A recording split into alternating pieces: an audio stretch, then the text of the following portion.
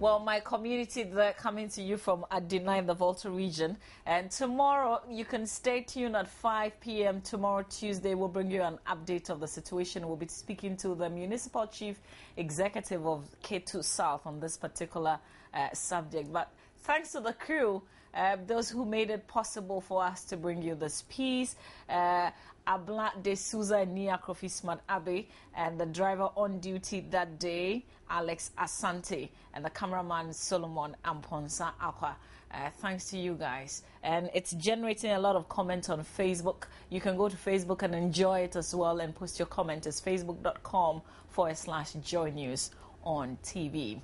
Well, time now for me to talk child trafficking, and my guest is president of Challenging Heights, which is an NGO mainly in education and child trafficking. He's also got an experience that he will be sharing with us. So can I just say good morning to you, James Kofi Annan? Yeah. Are you related to the former UN Secretary General? No. So tell me about the work that Challenging Heights does with regards to child trafficking. Thank you very much, and good morning to your viewers. Challenging Heights is basically about education and child trafficking, as you have said. So we look at children who have been sold into slavery on Lake Volta, mainly from the coastal areas to Lake Volta regions. We take them back, give them a recovery program, and then take them to school. We also have a program that is aimed at preventing children from being thrown into the same situation of slavery. And that is in the area of economic empowerment for families, in the area of education for vulnerable children, supporting communities to empower them in order to say no to trafficking. So basically that is what we do as an organization. We've been working, we'll be 10 years next year. Okay. And so far we have rescued over 1,000 children, supported over 1,000 Ghanaian children. Ghanaian children. And as you can see, last year alone we rescued 109 children. So these are children involved in what exactly? Fishing. Our focus is on fishing. So you can see that we work with coastal populations, fishing communities, and the Lake Volta areas where fishing takes place. So their parents give them out or sell them to fishermen for them to use them, is that it? Yeah, about 80% of the case, it is the parents themselves who sell the children. About 10% of the case, it is traffickers who trick these children into falling victims to slavery. And about other 10% of the case, children are either, whisked away, or not abducted, but it's all like use of trickery. Because I'm wondering how, if a parent did not give the children out, sell them, and they're being taken away. I'm wondering how a parent would not chase after a child like that, but just let them go. Our family system is such that. For instance, my brother's son is my own son. So if I go to my brother and say, I'm taking your son, it's vacations, I'm taking your son to go and help me. When school reopens, I'll bring your son, I can say my son back. My brother is likely to allow me to take that child away. And that often is abuse. That family system is now abuse. So the child goes and never comes back. And because we are brothers, it becomes like a very difficult situation for me to force you to bring my son, because of the fact that culturally my son is your son is my son. So this kind of family system, which is very beautiful, has now been abused to now, if I have my son, I want my son to go to school. But if I have your son, I want your son to work for me in order to pay my children's education. That kind of very selfish attitude that has adulterated our beautiful culture. So do we have the children coming from other parts of Ghana? Or, if you say the Volta Lake, are these children from around the area? No, they are not from the area. In fact, when you go to most part of the Volta Lake, you will hear languages that are spoken that come from other areas, like you hear Adan, Bato, Annan, Efutu, Senya, Fanti. Those are the languages that you hear. So, and most of these languages are from the coastal areas, like Ningo, Pampram. They are from the coastal areas because they are already oriented in fishing. And therefore, it's easy for them to be trafficked. And most of the traffickers who are on that water lake also originally come from the coastal areas. So it's easy for this movement to happen. So you have been interacting with the children. I wonder how they feel. I mean, what did they say? Almost every single child wants to run away. Almost every single child run away to where? Go back home. Yes. Especially if I mean, those who were sold by their parents, do they know? A lot of them know that their parents collected money. I mean, we have documentary where children will mention the amount that the parent took. But sometimes the children feel that the parents are suffering. So the only way to help their parents is to oblige this transaction and to go and work and sometimes even get something to remit home. At other times, the children feel that they are going to get a better life because of the promises that traffickers give the parent, that I'm going to take you to school, or you're going to have better dresses, good shoes, good food, that kind of painting a brighter picture for these children. So you see that a lot of these traffickers will come to the communities well dressed with other children with them who are also well dressed, wearing good shoes, good boots, sometimes even having phone, that kind of thing. So the quest for humanity to have a better life for itself is what drives this street.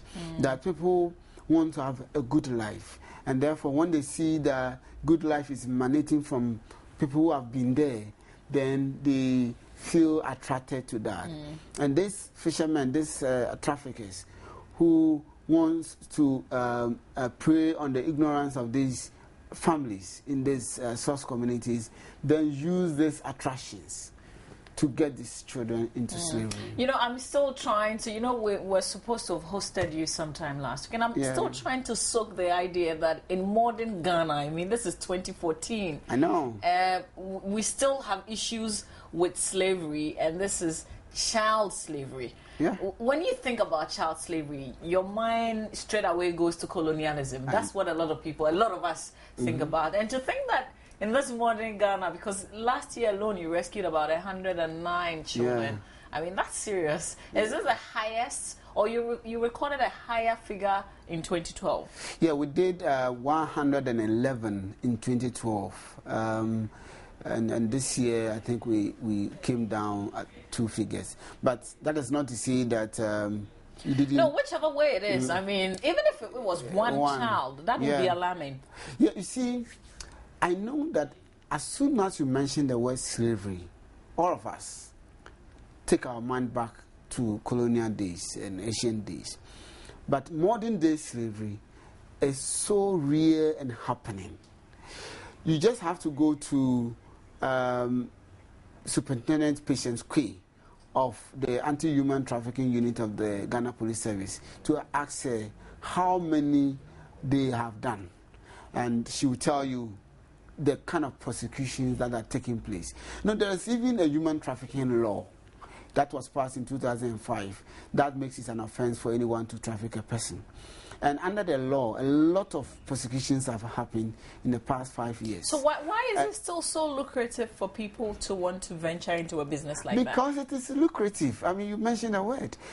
If I am going to buy a child for 50 Ghana cedis, and this child will work for me for 2 years for these 50 Ghana cedis, and I'm going to, out of this child, I'm going to get over, let's say, 10,000 Ghana cedis within less than 6 months.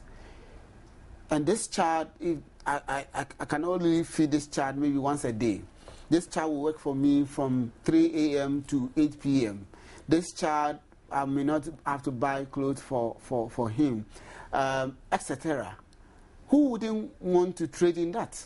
So though it is unlawful, they find a way of outweighing the law because it is lucrative, because they can work with impunity, because where these children are taken to is inaccessible. I mean, we have a rescue boat on the lake. Now this rescue boat, sometimes when we have to rescue one child, this rescue boat have to be on the lake for about 3 days looking for that child. How many of our police departments and stations can afford these 3 days with a boat on the lake? They don't even have the boat. So that trafficker will find a way of getting this child onto the lake. And once he gets the child on the lake, it takes a lot of effort, years, for anyone to want to track that child. So it's definitely lucrative. And of course, you know that parents are poor. They have many children. Some parents have given, like myself. My mother gave birth to 12 children. Yeah, but that's your, I mean, like your mother, that's understandable. But I'm not sure you have 12 children yourself. I don't. But the fact is that there are still some women who are giving birth to 12 children. Yeah, and sometimes it's very hard for certain people to understand that the poor, I mean, when somebody is poor, then you would expect that, oh, maybe they have one child, or they have 2, or they have 3.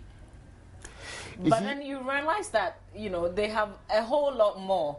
So then surviving becomes very difficult and very challenging. And that is why this program of addressing human trafficking, child slavery in this country is so complex.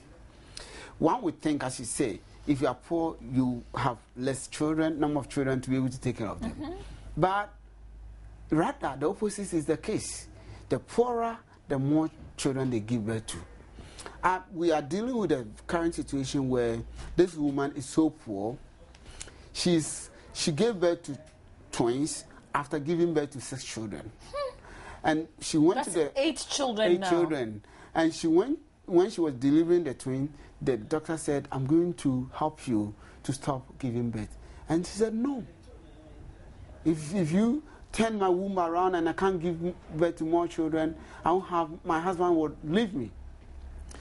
This woman, as I speak to you now, after giving birth to twins a year and a half ago, is pregnant. Again. Is it an understanding? I mean, because you can have sex and not be pregnant.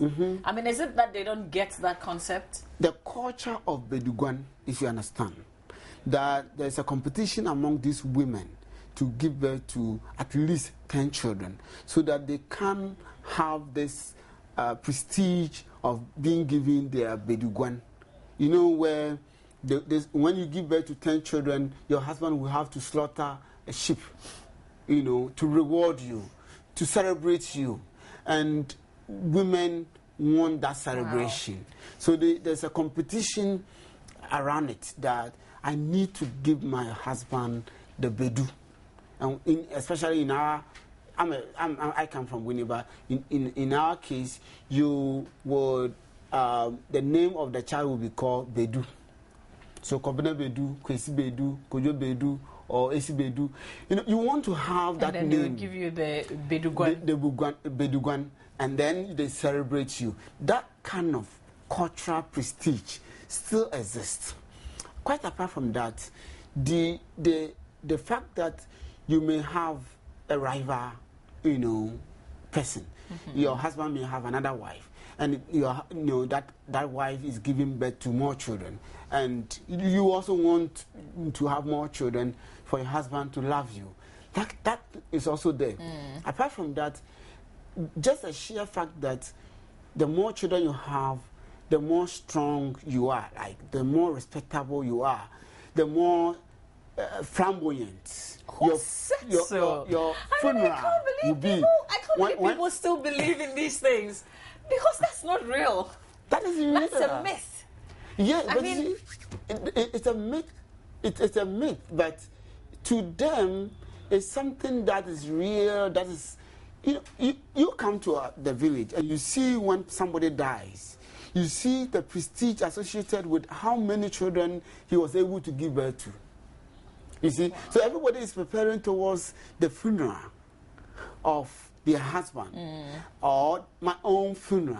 I mean, and the whole thing that we do, we seem to forget about the core. I mean, the most important part of it, which is the children. So these children that you rescue, these children who are into slavery and, you know, trafficking, are they boys, girls? What are we talking about? We have more boys. In the work we have done, we have more than 80% being boys and less than 20% being girls. The reason is that more boys are needed for the actual core work on the lake. You know, casting nets, pulling nets, removing fishes, mending nets, all those things, diving. You know, we've done it in the past. So, then we have, you know, the few girls are usually used for domestic cooking for the boys, smoking fish, and to some extent serving as sex materials for the boys, for the older boys. So some of the girls are actually recruited to serve as you know, sex slaves. Like entertain the older boys so they don't get bored. Not bored. You know how it works is that the work is very hard, and therefore you feel the slavery in you. So a lot of them will want to run away. Now, at the age of 13, you really want to run away because you are strong enough, you want to fight your master and all of that. By 14, 15, you are uncontrollable. That is when a girl will be recruited to motivate you to stay on. To calm you. Exactly. Wow. This is like a well thought out, you know, strategy, you know, to continue the business. Yeah, I mean, multimedia, you have a strategy. Yeah. Yeah, so they also have a strategy. Everybody has a... Yeah. Wow. We are creating. It's lighter here as we speak about it, but children are dying. Yeah. This is a very serious. It's a very serious issue. I'll come to what you do to the children after you rescue them, which is also very, very important. I'm taking that very personal. But I want to turn my attention to you, Kofi Annan. You have a personal story. What's your own story? Well, you know, I'm turning 40 years on Thursday, this week. Yes. On We're Thursday. all coming to the party. Oh, we're grateful to God for your life. Yeah, I'm just wondering whether I'm going to have a party, but a lot has gone on in the last 40 years. Having worked myself on the lake for a cumulative period of 7 years, working from 3 a.m. to 8 p.m., just like the children who are working now, working in over 20 different communities, working with over 15 masters, doing all the things that the children are doing now, mending nets, pulling nets, casting nets, carrying outboard motor, driving outboard motor, which I still do. Yeah, but now voluntarily. I mean, you want to do it now, but yeah, before now I do it. to. But yeah, before I was forced to do those things. And diving. I mean, diving is something that every child on the lake dread. Every child on the lake want to avoid. It's very dreadful. A lot of children die as a result of diving. They are trapped, and I've got trapped many times. And a lot of times I thought I had died, and I survived. So I thank God for small mercies. Were you sold?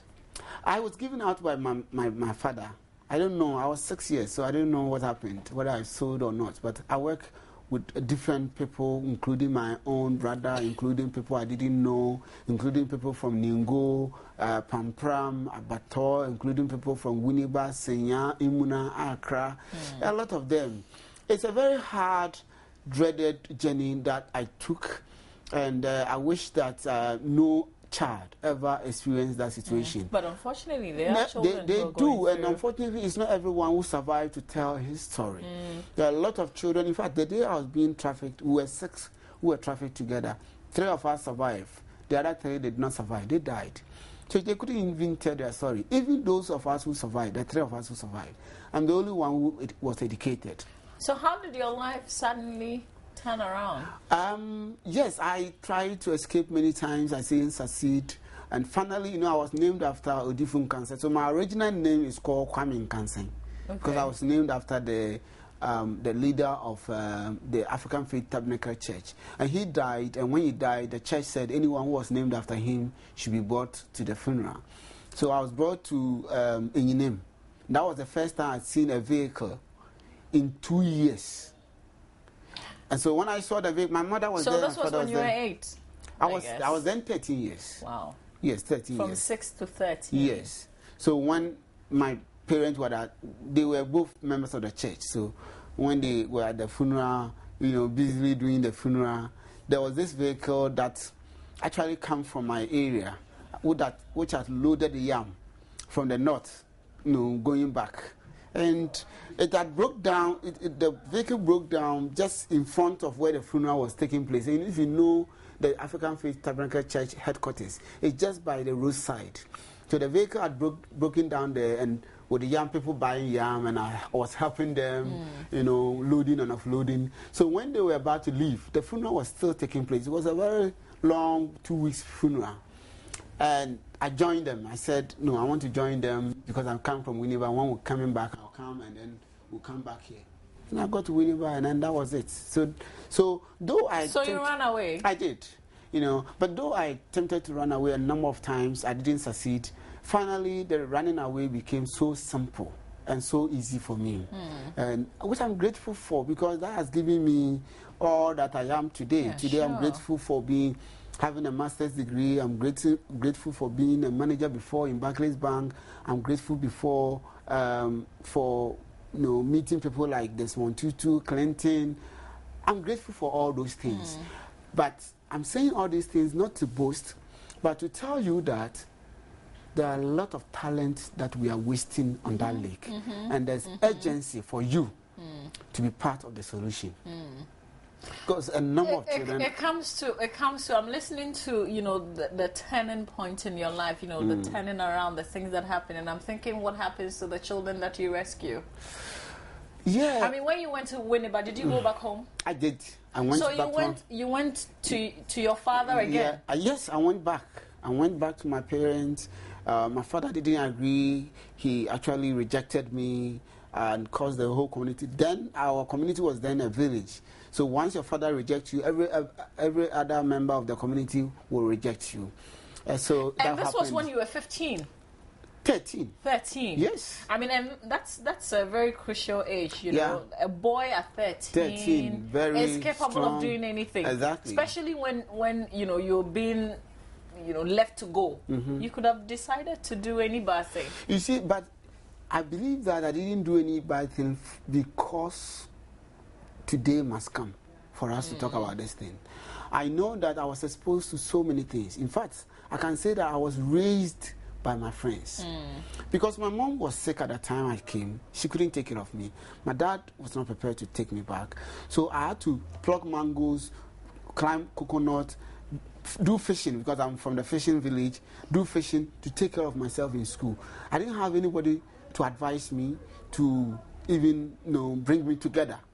I was just staying in the house with my mom as moral support. And every single thing I knew, I had to take it from my friends. And I had friends who smoked, I had friends who did so many things. Chased girls. I had many, many friends. Up to today, I can tell you, I've never smoked. I've never tasted alcohol. I'm saying this because I believe that those things happened because things would have to change in future. Yeah, of course. I mean, otherwise, who would be manning Challenging Heights today? So let's just quickly talk about the children that you rescue. Yeah. What do you do to them? When we rescue them, we put them in a rehabilitation center. We have a rehabilitation facility which is huge. I think it's the biggest we have in this country now. Where's it located? I won't tell you because no one will have to know. Okay, sure. No, I respect that. Yeah. But what do you take them through? If you say you're rehabilitating them, what is we that have psychologists that counsel them, provide psychosocial support. We have nutritionists that take care of their nutrition. We have teachers that take them through crash literacy program. We have cooks. So for how long do they have to go through Minimum this? 3 months. Okay. Then after 3 months? After 3 months, we take them back to their communities. In fact, before we take them back to their communities, their parents are also going through the same counseling, psychosocial support. And then we also build businesses for them. By the time the child comes back... So let me understand.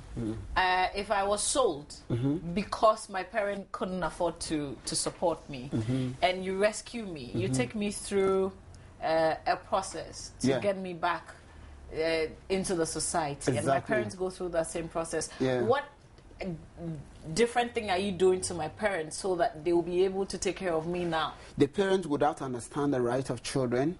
The parents would have to know the law regulating children, especially Human Trafficking, Children's Act. The parents will have to know alternative businesses, how to earn alternative income rather than selling children. The parents have to know that what he or she did was a crime, and that we could... So are you giving my parent any financial support? Yeah, yes. The businesses that we train them in, after knowing how to manage businesses, we set you up by giving you financial support. Okay. And we sign an agreement with you that this money we are giving to you is a grant so far as your child remains in school. It turns into a loan with 30% interest per annum if the child drops out of school. Okay. So do you keep an eye on me? Do you monitor me, the child? Challenging Heights has 70 staff around monitoring parents, children that we have rescued, children we have supported, communities, in and out movement of children. So it's a whole comprehensive, well thought out program. All right. Let me come back to, this is an NGO, and you're saying that you have 70 staff. Yes. I'm sure these are people that you pay monthly. Yeah, we pay. So where'd you get the funding from? Well, we get a lot of our funding from friends and well-wishers around the world. We have some funding coming from Ghana, and some funding coming from America. Ghana government? Ghana government does not give us financial support. Are they aware of your existence, though? Yeah, they do. We work together. Just a couple of weeks ago, I was invited to make an input into the legislative instrument that is going to regulate the Human Trafficking Act. So they are very much aware of me. Oh, you don't need funds from government? We need funds from government. So what effort have you made in trying to get that? To tell you the truth, the agency that's supposed to work on the human trafficking itself is crying for money. So you don't even waste your energy, writing to look for money. My worry, the reason I'm asking funds, my worry is, maybe sometime soon you may not get money again, and this whole effort, you've been working at this for 9 years, you'll be 10 next year, and you might have to just let it go. Let me say this, 2 things. Our project itself, the children we have rescued, the children we have supported, the project is sustainable. We've built in it sustainability. So when we rescue a child, that child doesn't go back. Our worry of unsustainability is those we have not rescued.